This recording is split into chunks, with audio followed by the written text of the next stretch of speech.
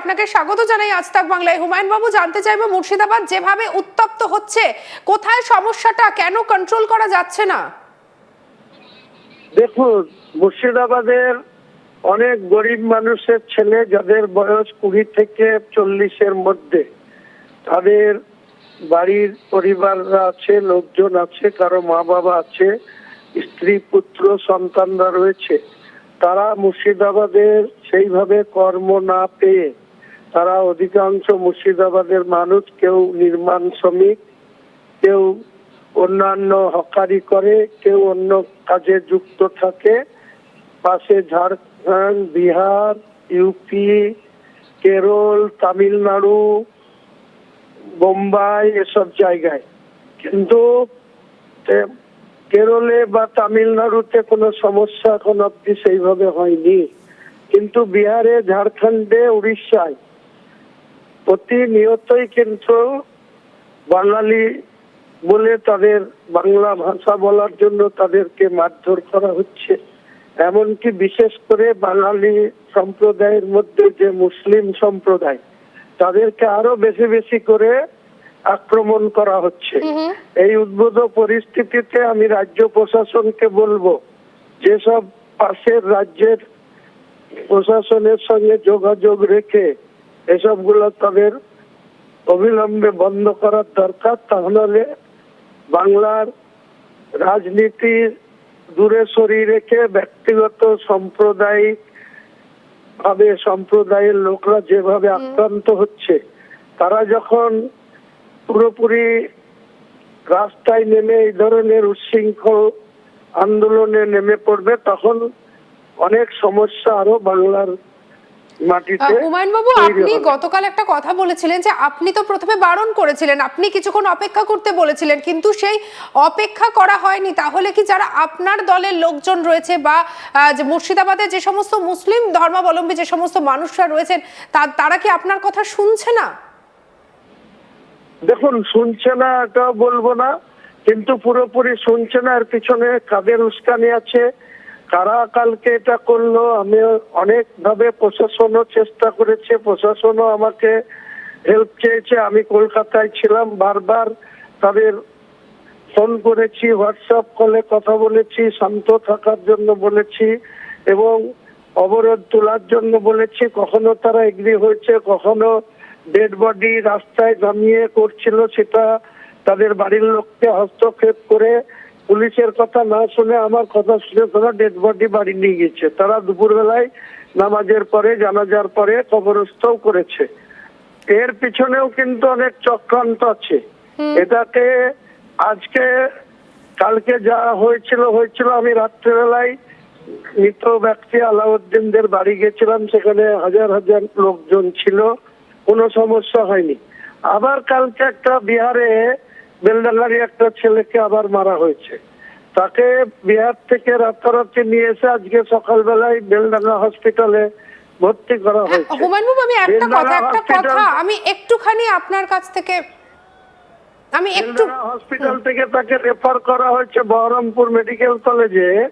কে বা কাহারা নোটিশ দিয়েছে যে ওই ছেলেটি মারা গিয়েছে। তখন আবার উত্তেজিত জনতা আজকে বড়ুয়া মোড়ে, একটা অত্যন্ত গুরুত্বপূর্ণ জায়গা বেলডাঙ্গা বড়ুয়া মোড়, সেখানে আবার অবরোধ করেছিল। আমি নিজে সশরীরে সেখানে প্রেজেন্ট থেকে, আপনি এবিপি চ্যানেলে দেখে নেন, ওনাদের সাংবাদিক পার্থ ঘোষ ছিল, তাদের সামনে আমি নিজে, পুলিশের সক্রিয়তার অভাব, পুলিশ সেখানে নিষ্ক্রিয় থাকছে, আমরা সেখানে নিজে দাঁড়িয়ে অবরোধ তুলে দিয়ে এসছি। আবার এখন অবরোধ হয়েছে শুনছি। তো এই ধরনের, এটা তো প্রশাসনকে আরো সক্রিয়তা বাড়াতে হবে। হুমায়ুন বাবু, আপনি বলছেন যে প্রশাসনকে সক্রিয় হতে হবে, পুলিশ মন্ত্রী তো মুখ্যমন্ত্রী নিজে, এবং আপনার দলের লোকজন বলছে যে এই যে ঘটনা ঘটছে তারা কিন্তু প্রক্ষান্তরে মমতা ব্যানার্জিকেই দায়ী করছেন। আপনিও কি তাই মনে করছেন যে এই যে পুরো ঘটনা ঘটছে? পুলিশ মন্ত্রী তার স্বার্থে, কিসের স্বার্থে এইভাবে পাবলিককে সিকিউরিটি দিতে পারছে না, সাধারণ মানুষকে নিরাপত্তা দিতে পারছে না, তারা নিরাপত্তাহীনতায় ভুগছে। গরিব মানুষ যাদের একমাত্র রোজগারের ছেলে, তাদের প্রাণহানি ঘটছে। তো বাংলার মুখ্যমন্ত্রী বড় বড় করে বাঙালিদের জন্য কথা বলে, আর বাঙালি মুসলিমরা গিয়ে বিহারে, উড়িষ্যায়, ঝাড়খণ্ডে গিয়ে মরতে হবে, আর মমতা ব্যানার্জিকে বাংলার মুসলমানরা ভোট দেবে? এই ভোটের ভয়ে মমতা ব্যানার্জি পুলিশ নিষ্ক্রিয়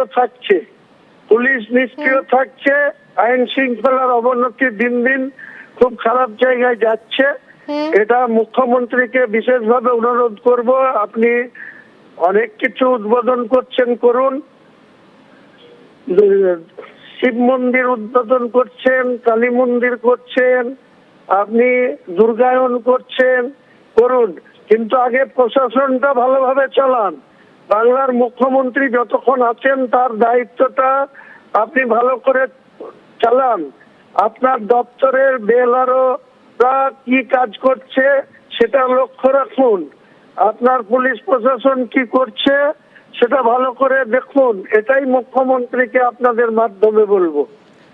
হুমায়ুন বাবু, রাজ্যের বাইরে যে ঘটনা ঘটছে তার ফলে আমরা দেখতে পাচ্ছি যে রাজ্যের মধ্যে ভাঙচুর হচ্ছে। রাজ্যের মধ্যে ভাঙচুর করে কি হবে? প্রতিবাদটা তো আরো বড় জায়গায় গিয়ে জানাতে হবে। প্রতিবাদ গিয়ে আপনি কি মুখ্যমন্ত্রীর মতন দিল্লি যেতে বলছেন? যারা বেলডাঙ্গার লোক বাইরে গিয়ে মার খাবে, আর বাইরে বিহারের লোক এসে বাংলায় তাদেরকে নিরাপত্তা দিয়ে পুলিশ প্রশাসন সাপোর্ট দেবে, আর বাংলা থেকে যারা বিহারে যাবে, উড়িষ্যা যাবে, ঝাড়খণ্ডে যাবে, তারা মার খাবে। আপনি কি বলতে চাইছেন? বাংলার মুখ্যমন্ত্রী বা কি করতে চাইছেন? তার তো দায়িত্ব আছে রাজ্যের মানুষকে নিরাপত্তা দেওয়া। যে রাজ্যতে এখানে ঘটনা ঘটছে সেই রাজ্য প্রশাসনের সাথে কথা বলা, বা যখন এই বাংলার মানুষ তাদের নিরাপত্তাহীনতায় ভুগতে ভুগতে যখন চরমতম জায়গায় যাবে, তখন বাংলায় বাইরের রাজ্যের যারা এখানে নিরাপদে আছে তাদের নিরাপত্তা বিঘ্নিত হবে কি হবে না? তারা যদি কেউ বিহারে গিয়ে আক্রান্ত হয়, ঝাড়খণ্ডে আক্রান্ত হয়, এদের যদি উড়িষ্যায় গিয়ে আক্রান্ত হয়, তাহলে উড়িষ্যার মানুষ কলকাতায় নিরাপদে থাকবে? একেবারে হুমায়ুন বাবু, আরো একটা বিষয় জানতে চাইবো। আমরা দেখলাম যে আপনাকে ব্রিগেড করতে বাধা দেওয়া হলো, যেখানে অন্যান্য রাজনৈতিক দলগুলো তো দেখা যায় যখন ব্রিগেড করে এরকম তো কোনো সমস্যা হয় না, তাহলে কি আপনাকে কি কোথাও গিয়ে ভয় পাচ্ছে শাসক দল? দেখুন, কর্নেল ত্যাগী এই ল্যান্ড ডিপার্টমেন্টের আধিকারিক হিসেবে কর্নেল ত্যাগী উনি দায়িত্বে আছেন। আমি 6 তারিখে অ্যাপ্লিকেশন করেছিলাম, তারপরে ওনারা 8 তারিখে সেটাকে প্রসেস করেছিলেন, 8ই জানুয়ারি।